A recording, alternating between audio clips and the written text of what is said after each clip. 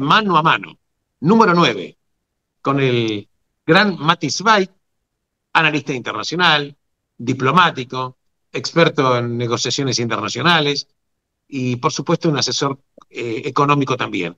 Y quien te habla es Alberto Ruscualquier, periodista, economista y analista internacional. Y en este mano a mano te proponemos charlar acerca de un tema que tiene una importancia creciente, enorme, del cual la gente realmente sabe muy, muy poco, porque hay que decir también que los medios de comunicación quizás no le prestan una medida adecuada. Pero es importante lo que está sucediendo en las relaciones entre Israel y Azerbaiyán. Claro, la gente escucha Azerbaiyán. ¿De qué país estamos hablando? Bueno, precisamente de eso vamos a hablar. Matis Weid, empezás y gracias por estar todos con nosotros. Y te quiero recordar que para seguirnos también, la campanita, suscríbete a este canal. Adelante, Mati. Muchas gracias, Alberto Ruscolequier. Te olvidaste de decir que también sos trotamundos. Y bueno, vamos a hablar de esto que iba a llamarlo Israel y Azerbaiyán, pero más que nada es para conocer a Azerbaiyán, que es un jugador de Asia Central que la gente en general no conoce, pero que es importante. Está, como dije, en Asia Central, en el Cáucaso ruso, en la parte más sur, y Europa, yendo hacia Europa. Tiene límites con Rusia, Georgia, Armenia, Irán y un enclave exterritorial que tiene frontera con Turquía, algo muy interesante. Tiene salida al mar solo vía el mar Caspio, que se le llama mar Caspio, en realidad es un lago gigantesco encerrado en el continente, pero es un mar. Y la capital es Bakú, que está sobre el agua, sobre el mar. Es una ciudad espectacular. Estuve hace 5 días atrás, estuve un poco tiempo, pero realmente quedé muy impresionado.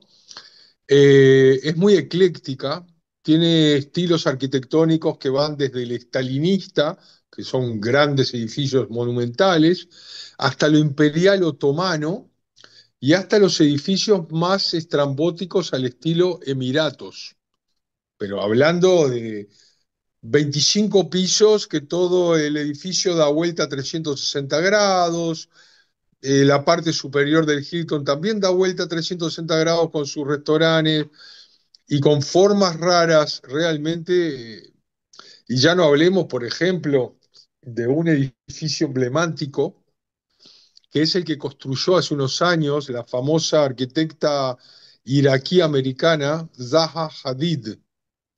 Es el Centro Cultural Heydar Aliyev, que es del padre del presidente el nombre, que es algo brutal, impresionante en el centro de la ciudad y que fue construido con la forma de la firma del presidente. O sea, es algo gigantesco, costó 250 millones de dólares y tuvo mucha crítica también por gentrificación. O sea, tuvieron que borrar un barrio muy céntrico, además, no la periferia, para poder construir eso. Y bueno, les dieron otras casas en otros lugares. Pero quedó un centro cultural y de exposiciones y de lo que quieras, que es uno de los grandes edificios en el mundo. La ciudad digamos, y la república tienen una forma muy especial, porque es una república secular, pero musulmana chiita, en la que se respeta a rajatabla todas las creencias, pero que por el tipo de país, digamos, fuerte, autoritario del presidente Ilham Aliyev, también son muy monitoreados. O sea, de que él puede perseguir hasta con cárcel cualquier intento de extremismo religioso, especialmente musulmán. Es un país realmente muy laico, con la tradición que estuvo durante todos los años en la URSS, pero que ellos siguen también con ese estilo. Incluso te digo más, tiene una obligación en todas las ciudades del país de tener por lo menos una mezquita que sea combinada, le llaman. Es decir, que tanto los chiitas como los sunitas puedan ahí hacer rezos juntos. Y se nota, porque primero que nada no hay hijab, las mujeres van todas como en Occidente, el 90% por lo menos. Hay alguna gente que tal vez sea de los pueblos, que es un poco más conservadora. Se puede ver hijab por algún turista iraní, tal vez, pero es un lugar muy abierto, con turismo de todo el mundo que viene ahí y con muchos puntos económicos importantes que permiten esta bonanza, ya que son extremadamente ricos en fuentes energéticas, de gas, de petróleo, y que se han estado extrayendo además desde fines del siglo XIX. Pero me gustaría, Alberto, que me hables de la economía de Azerbaiyán y también de algo que tiene que ver para después seguir con el tema, que son las guerras que han tenido y las consecuencias entre Azerbaiyán y Armenia. Bueno, Así que, vamos a por hablar, favor. correcto, vamos a ver un poquitito, como bien dice Mati, Zweig, dando a conocer y presentando más en sociedad a Azerbaiyán. Cuando hablamos de Azerbaiyán, estamos hablando de un país que tiene una población de 10.400.000 personas, aproximadamente. Un territorio que es pequeño, 86.800 kilómetros cuadrados. Estamos hablando que tiene una economía relativamente buena, tiene un PBI de 68.600 millones de dólares, que esto implica que, claro, si vos dividís 68.600 millones de dólares sobre 10 millones de personas, quiere decir que estamos hablando de más de 6.000 o 6.000 y pico de euros per cápita por habitante. Lo que tiene muy importante, por ejemplo, este país, que cuando uno analiza, claro, ahora todo el mundo, todos los países del mundo tienen deudas gigantescas, hablar de Estados Unidos, un 130% de su PBI, Japón enorme, más del 200% quizás, y entonces así. Pero sin embargo, Azerbaiyán tiene una deuda que es apenas el 20% de su PBI. O sea que prácticamente podemos estar hablando de, yo diría, un paraíso frente a otros países, porque prácticamente podemos decir que tiene un 20% de endeudamiento del PBI es lo mismo que decir que prácticamente no tiene endeudamiento. También es cierto que Azerbaiyán es una potencia, como bien dice Mati Zweig, es una potencia petrolera, a punto tal de que Israel hoy recibe petróleo de Azerbaiyán en una proporción posiblemente superior al 50% de las necesidades de petróleo que tiene Israel. Estamos hablando de una situación muy importante. Cuando hablamos también de Azerbaiyán, estamos hablando en consecuencia de una potencia petrolera que también tiene lazos económicos también importantes con otros países, por supuesto también con Turquía. Y también tenemos que decir que Azerbaiyán, con respecto al comercio que tiene con Israel, fue creciendo de una manera significativa, a punto tal de que hay una empresa petrolera de Azerbaiyán que se llama Sokar, que tiene incluso el mes pasado, en marzo, tuvieron una reunión directivos de esta empresa SOCAR con autoridades de Israel, precisamente para los convenios de explotación de gas en el yacimiento Tamar, que está en el mar Mediterráneo, yacimiento que le corresponde al Estado de Israel. Digo esto porque estamos hablando en consecuencia de una potencia energética, un país pequeño, 86.000 y pico de kilómetros cuadrados, y sin embargo, cómo se ha desarrollado. Pero también es cierto que Israel tiene un comercio muy fluido con Azerbaiyán. Por ejemplo, hoy prácticamente podríamos decir que el 70% de todo el arsenal militar que tiene Azerbaiyán proviene de fabricación israelí. Claro, esto fue producto de que históricamente, como bien dice Mati, cuando estaba formando parte de la Unión Soviética, todo el armamento que tenía era un armamento desarticulado, obsoleto, que provenía de la Unión Soviética. Y sin embargo, este giro, esta visión muy, pero muy inteligente que tuvo Azerbaiyán, hizo que además ha recompuesto también su arsenal militar y en consecuencia tiene este aprovisionamiento de las fuerzas de defensa de Israel, del Estado de Israel, y también le compra, Israel le vende tecnología, aparatos de vigilancia. Entonces, vemos que hay un comercio muy, pero muy importante. E incluso, para dar alguna mínima cifra, se habla de convenios de venta, por ejemplo, de más de 5.000 millones de dólares de venta de petróleo de Azerbaiyán a Israel. Estamos hablando entonces de una entente muy poderosa económicamente, de un país pequeño pero potente, con una inteligencia grande. Fíjense, Mati Zweig recién dice, una mezquita, por ejemplo, para la cual pueden convivir en el rezo los chiitas y los sunitas. Creo que como Creo que prácticamente no existe antecedente en otro país islámico de este tipo. El extremismo religioso está condenado. Y también hay que ver entonces que también esta visión inteligente le provocó y provoca que Azerbaiyán sea en este momento una potencia energética, incluso yo diría disputada también por muchos países, precisamente por el enclave que tiene y por su potencia económica, Mati. Y la parte ni que hablar de que tenés razón, están las mayores, Elbit, Rafael, todas las grandes industrias militares israelíes está ahí. Yo solo voy a hablar en las relaciones con Israel, pero todo eso tiene que ver también porque Israel no quisiera tener tal vez problemas con Armenia, pero ellos tienen problemas con Armenia desde los años 80, en el cual Armenia les conquistó y luego en los últimos años los reconquistaron toda la parte que era históricamente azerbaiyana.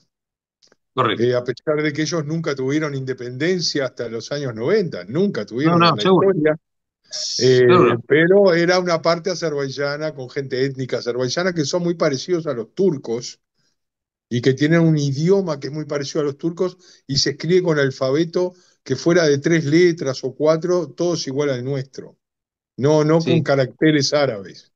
sí. Así que es muy interesante, pero la parte de las guerras con Armenia, bueno, Si querés te las eso, puedo. ¿Te querés sí, sí, ahora o...? sí, Bueno, mira, ahora, sí, precisamente claro, porque me dejó picando, me dejó la pelota picando en el arco. Y yo le ahí está. agradezco, porque precisamente, la verdad, como bien dice Mati, la relación entre Armenia y Azerbaiyán es una relación históricamente conflictiva. Claro, hemos escuchado hablar de las guerras de Armenia y Azerbaiyán, ahora voy a abundar un pequeño detalle más, pero la verdad que estos enfrentamientos ya datan prácticamente desde el año 1905 aproximadamente, que siempre Ujú. hubo disputas territoriales. La verdad que tenemos que tener en cuenta que finalmente cuando la Unión Soviética se constituye luego de la revolución del año 1917, finalmente Azerbaiyán pasa a formar parte de la Unión Soviética, pero con un territorio llamado como si fuera una especie de oblast, algo así, de tipo soviético, de todas maneras. Pero resulta ser que dentro de lo que es Azerbaiyán, sabemos que por supuesto la Unión Soviética desaparece en 1991. Dicho sea de paso, quiero comentarles que hay relaciones diplomáticas que Israel reconoció ya tempranamente, en la década del 90, 1991, la independencia con lo que es la Unión Soviética, la independencia de Azerbaiyán, se establece una Aunque, embajada en 1990. aunque oficialmente empezó desde 1993, hubo un par de Correcto, años, un correcto, periodo sí, correcto. inestable. Es correcto, 91 reconoce, 92 se abre las relaciones diplomáticas y en el 93 empiezan este gestionamiento de relaciones internacionales. Pero también es cierto que dentro de lo que es Azerbaiyán hay un territorio que se denomina Alto Karabaj, también Nagorno-Karabaj. Nagorno-Karabaj o Straj. Ostras, correcto. En Ujú. ese territorio, que si bien es cierto que quedó dentro de lo que es Azerbaiyán, había una gran cantidad de armenios, o sea, Ujú. un territorio que está dentro de lo que es Azerbaiyán, pero con gran cantidad de armenios. Y bueno, tenía un estatus, podríamos decirle, como si fuera un estado de una cierta autonomía. Pero en un momento determinado ellos se quieren constituir en una especie de país independiente y decretan o declaran la República de Artsaj. Artsaj. Es correcto. Esto provocó que realmente hubo una primera guerra por estos territorios, la primera guerra de Armenia con Azerbaiyán, la guerra por Nagorno-Karabaj, que tuvo lugar de 1988 prácticamente hasta 1994. Esto provocó decenas de miles de muertos, enorme cantidad de muertos. Y esto es un tema. Luego hubo una intermediación de Rusia, las aguas se tranquilizaron y se vivió, podemos decir, hasta el año 2020 una relativa, digo, entre comillas, Mati se sonríe porque sabe, conoce perfectamente la No, zona. porque esa vez del 88 al 92, 94, los que ganaron fueron los armenios. Se Claro, quedaron con todo. absolutamente. Claro, porque Entonces ahí, eso le ahí el triunfo quedó. militar fue de los armenios en la primera guerra. Pero claro, Claro. y luego de esta especie de alto el fuego, con cierta tranquilidad, hasta el año 2020, que en el año 2020 empieza la Segunda Guerra, que dura 43, 44 días nada más. Pero aquí la situación se da vuelta totalmente militarmente, porque Ujú. el que gana la guerra por Alto Karabaj o Nagorno-Karabaj es precisamente Azerbaiyán, con lo cual prácticamente ya quedó totalmente lateralizado en la pretensión de Armenia con respecto a la independencia de este territorio. E incluso hay que decir Es que importante, Alberto, decir, porque la gente me gusta cuando hablan sin tener contexto histórico, ¿ok? Es que los 100.000 armenios que estaban ahí les hicieron limpieza étnica y los mandaron de vuelta para Armenia. Armenia no dijo una palabra, los recibió, le está dando trabajo y casas y se acabó el asunto. absolutamente. Entonces quedó oficialmente, y esto es un dato legal simplemente, pero internacional. El 1 de enero del 2024 desapareció oficialmente la República de Artsaj como había sido pretendidamente constituida. Entonces la primera guerra Ujú. la gana Armenia, la segunda la agarra por una superioridad militar enorme que tenía Azerbaiyán con respecto a Armenia. También es cierto que el material bélico militar que tenía Azerbaiyán era muy importante. Y entonces Y ya además termina la Rusia pretensión. realmente no los ayudó a Armenia. Absolutamente. Y esto provocó, que lo que Mati introduce es algo fundamental, porque Armenia tenía un aliado histórico que era Rusia. Y también es cierto que Azerbaiyán tenía un aliado, por así decirlo, podemos decir Turquía, que lo apoyaba históricamente. En consecuencia, también es cierto que si bien esta guerra termina en el año 2020, Rusia se empieza la invasión de Ucrania el 24 de febrero del 2022 y Rusia ya tiene otros menesteres mucho más problemáticos que involucrarse en ese conflicto de Nagorno-Karabaj. Armenia se Ujú. sintió como que lo dejaron un poquitito lateralizado y estos hablan un poquitito de los conflictos. Pero también es cierto que hablando de matanzas, recordemos que de 1915 a 1922 hubo un genocidio que realizaron los turcos con respecto a los armenios, que le costó entre 1,5 millones a 2 millones de personas muertas de los armenios. Esto existió.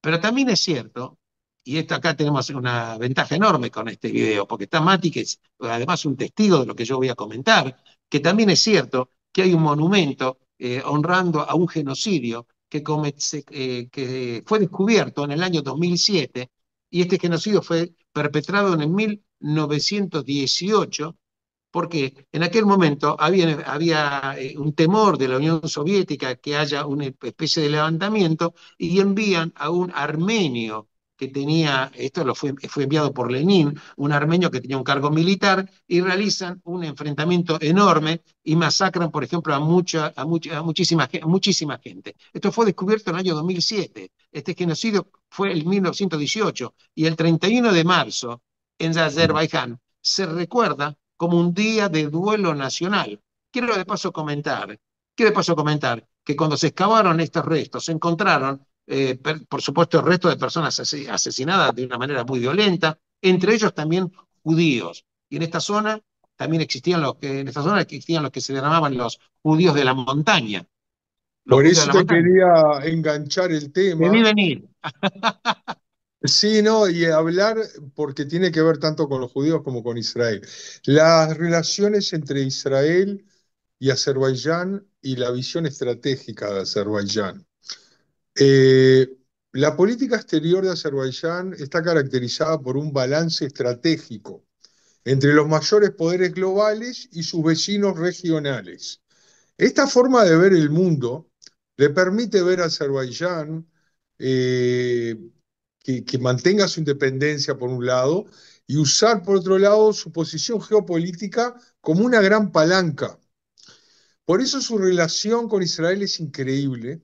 Desde 1993 fue mejorando cada año y especialmente lo que ya habías bien hablado, que son las relaciones a nivel de la industria armamentística, de la inteligencia y de la ciberseguridad, y por supuesto también de agricultura, de industria, hay productos para acá, para allá, pero ¿qué es lo que mejor recibe Israel? Son dos cosas. Es el petróleo, como bien dijiste, y lo segundo es las relaciones entre el Mossad y los servicios de inteligencia azeríes que le dan una ventaja a Israel porque ellos tienen frontera con Irán. Y no estoy revelando ningún secreto que en todos lados se ha publicado de que Israel tiene gente sobre la frontera con Irán desde adentro de Azerbaiyán. Y esto es súper importante para cualquier cosa que pase en el futuro. Por supuesto, no puedo dar detalles, simplemente es algo que se sabe, que se escribe en todas partes. Y otra cosa que tiene que ver con Azerbaiyán y con sus relaciones es que ellos tienen relaciones con Rusia, con Turquía, y hay que ver cuáles son las que tienen con Irán también. Porque diplomáticamente Bakú balancea sus relaciones con Rusia, mientras desarrolla relaciones buenas con países de Occidente, no solo Israel, y mantiene fuertes relaciones con Turquía, que es una especie de hermano mayor, pero que, como se dice en hebreo, lo respeto, pero sospecho de él. Si decíamos que Turquía, y escuchá bien esta frase, es la bisagra entre Occidente y Oriente, Azerbaiyán son los tornillos de la bisagra. Si los sacás, se cae todo ahí. Por ejemplo, tienen acuerdos militares con Rusia y con Israel. Y los caños de petróleo van desde Bakú a Tbilisi en Georgia y a Ceyhan, que es un puerto en Turquía, para seguir desde ahí hacia Europa Europa, y, correcto. po- Es correcto. y poder aliviar a Europa también del petróleo ruso y de lo que significa, ¿no? O sea, ellos tienen dos objetivos y los cumplen. Uno era todo su enfrentamiento para ganar la guerra armenia, lo hicieron, y además todo el tiempo vender más y más petróleo y gas. Entonces están posicionados perfectamente por todos lados. Sí.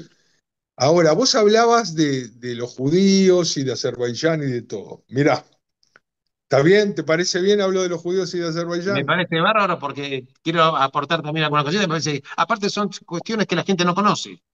Sí, mira, hay judíos en Azerbaiyán solamente desde el siglo VII, desde el 600 y pico, que es lo primero que se sabe, capaz que había de antes también.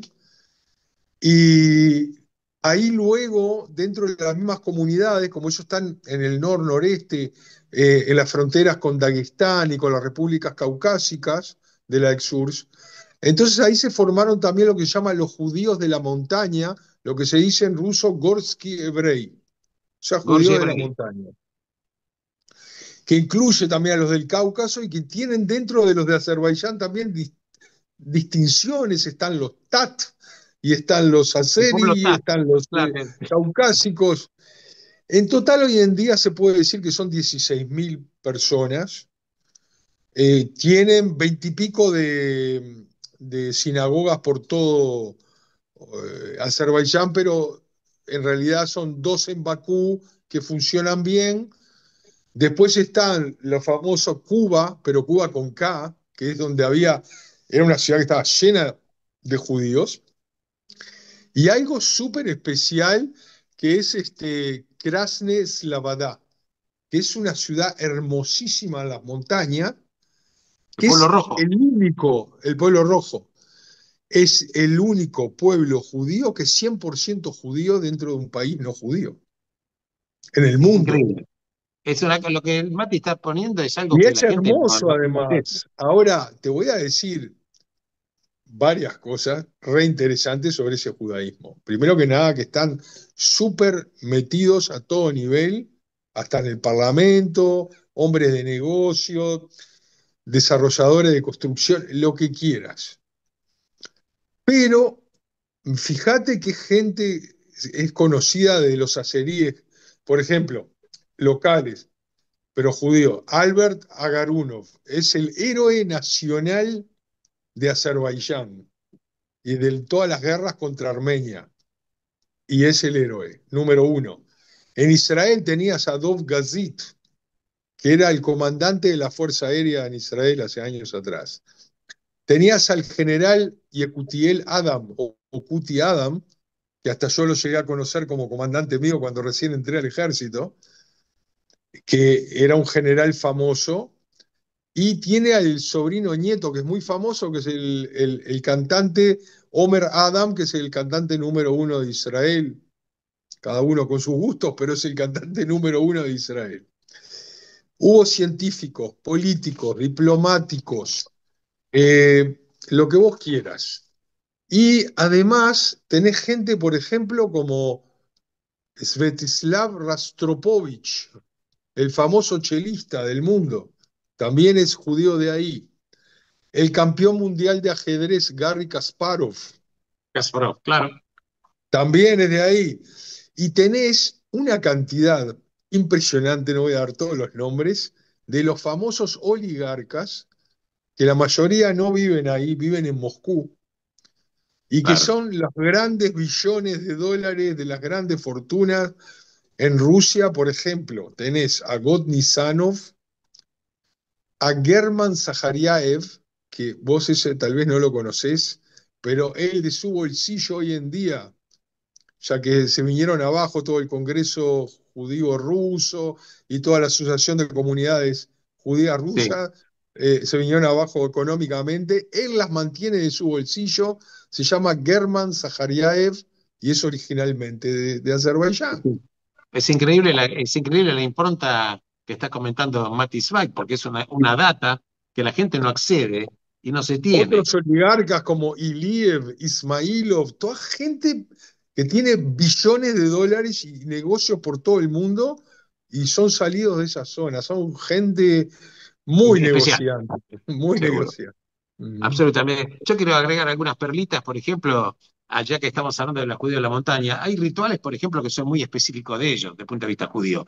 Por ejemplo, cuando termina los judíos de la montaña, cuando termina el Pesach, tienen algo así equivalente a la mimuna que hacen los marroquíes, que ellos llaman Govgil o Govgil, que es una celebración. Cuando viene Pesach, ellos sacrifican un cordero. Oh. La mitad se lo llevan para la casa y la mitad lo donan a los pobres. Lo que pasa es que Eso en Azerbaiyán se debe comer más cordero que en cualquier parte del mundo. Claro, es interesante. Por Pero ejemplo, vos sabés que tiene que ver lo que vos decís, ¿me permitís? Lo que vos decís tiene que ver con ciertas cosas paganas, porque Azerbaiyán está, el origen es pagano de la zona de lo que hoy en día es Irán y sí, es del verdad. zoroastrianismo, el Sí, el Zoroastra, zoroastrismo Zaratustra. que es de Irán, pero el cordero no es un pequeño detalle relacionado con el Pesa, porque precisamente el Mm, relato de la Torá habla de que sacrificaron el cordero, con la sangre marcaron el dintel de las casas. También es es cierto que en verdad, el Pesa, por ejemplo, ellos hay días que comen arroz y hay días que no comen arroz. Los primeros 2 días de Pesa no comen arroz. ¿Por es qué? verdad. Porque dicen que pueden venir huéspedes ashkenazi, que ellos los ashkenazi no comen arroz, pero el resto de los días sí lo comen. Cuando, por ejemplo, cuando hay casamientos, hay un regalo, una procesión que hacen enorme cantidad de regalos del novio hacia la novia, y hay una, Increíble. por ejemplo, cuando hay un fallecimiento, hay una ceremonia que se llama Benigoru. Benigoru, ¿en qué consiste? Es una canción que en la canción empiezan a recitar el nombre de la gente querida fallecida y de los amigos fallecidos. Y cuando una mujer se casa, la mujer que va a casarse pone el dedo lo unta con miel y marca la entrada de la puerta de casa con miel, como un augurio de dulzura, y las otras mujeres empiezan también a lamer el dedo de la novia que queda impregnado con miel.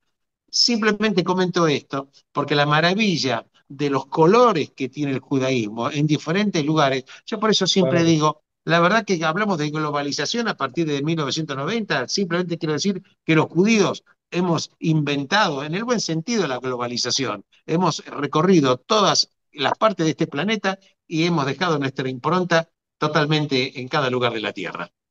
Te quería decir porque hay algo que me pareció increíble cuando llegué allá, que por todos lados hay dibujos de cosas que tienen que ver con fuego. Y resulta de que el zoroastrianismo, el símbolo es el fuego. Entonces, te voy a contar que eso ha existido desde hace 2100 años, tanto en Irán como en Azerbaiyán, y fue la religión predominante de la zona todavía antes de que lleguen los judíos.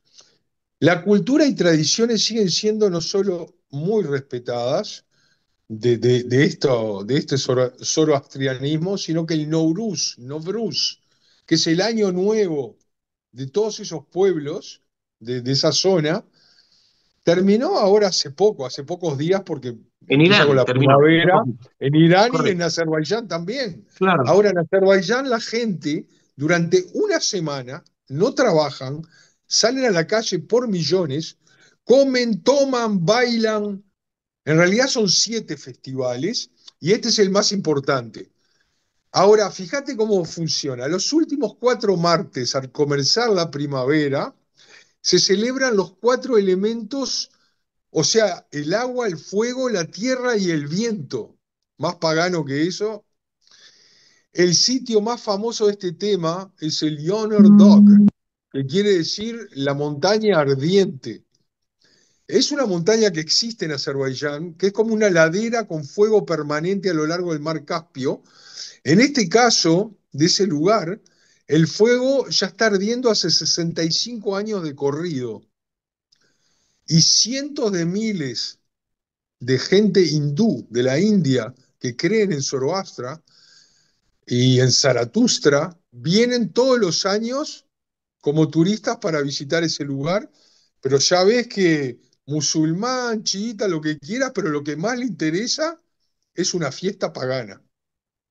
Es increíble. La verdad que creo que con Mati hemos tratado de aportar datos de acuerdo a lo que nosotros tenemos para que nos enriquezcamos, que sea con respecto a lo que hablamos de Azerbaiyán, Israel, cultura, economía, historia, y ¿Puedo agregar algunos datos ¿cómo no? simpáticos? Sí, ¿cómo no? Ellos, por ejemplo, fueron la primera democracia secular en un país musulmán ya en 1918. Tienen una cosa que es la península de Absheron, que tienen llamas de gas natural las 24 horas del día, se pueden ver de todos lados. Ahora escucha bien esto. En el año 1901, hace 124 años atrás, eran los productores del 51% de todo el petróleo del mundo. Increíble, ¿eh? ¿Ok? Increíble. ¿Quién había hace 120 años escuchado de No, Azerbaiyán? Pero todos absolutamente. consumían el petróleo. Sí. Ahora, siempre te decían, ¿verdad? Como nosotros jorobamos con que en Turquía el café turco, no, en Turquía se toma solo té. Acá también. Ellos toman solo té y Solo muy te, poquito café. seguro. Vos sabés Pero que toman quería, tanto té, cuando vos te sentás a comer, fui a un restaurante, la gente primero pide té, después pide comida. Bakú, la gran parte, la mayoría de Bakú, está a 28 metros por debajo del nivel del mar. Entonces, en el centro de Bakú, que hay una ciudad vieja, hay una terrible torre como de 25 o 30 metros de altura que tiene 1100 años. Y me dijeron que hasta hace un par de años atrás el agua llegaba hasta ahí. Y vos decís, ¿cómo puede increíble. ser que esté en el medio de la ciudad? Y el agua va bajando metros enteros cada tanto. Estamos siendo privilegiados por esta información, por los datos. Por eso quisimos compartir con Matis Bay temas históricos, temas políticos, temas de geopolítica, temas como incluso, me parece importante aclarar que muchas veces que en realidad, que independientemente de la fe religiosa, en este caso estamos hablando de Azerbaiyán, un país islámico, de mayoría chiita, pero con inteligencia de la dirigencia, a dónde se puede llegar. Mati, las palabras son tuyas para despedirte de la gente y muchísimas gracias por el encuentro este. Bueno, primero que nada, es un país musulmán, no islámico, en el sentido de que son muy, pero muy moderados, y ojalá que lo sigan haciendo así. Uno eso lo lleva también a veces a pensar en cosas filosóficas profundas como qué pasaría si no hubiera una autocracia eh, que, que dirigiera los destinos de ese lugar. Y la respuesta me la dieron tanto el guía como un amigo de hace muchos años que me lo encontré ahí. Los dos me dijeron la misma frase: un rebaño necesita un pastor. Si no tenemos pastor, esto se destroza hacia todos lados. Y uno que tiene otra mentalidad le cuesta, pero ¿qué pasaría si no hubiera ahí lo que hay y si fuera un país a la desbandada? Realmente pero es muy, muy interesante por las distintas culturas que hay ahí y por lo que son y por la relación también con Israel, pero en general No, su posición absolutamente. geopolítica en la zona. Absolutamente. Quiero simplemente para cerrar, primero agradecerle a Mati todo el caudal de información.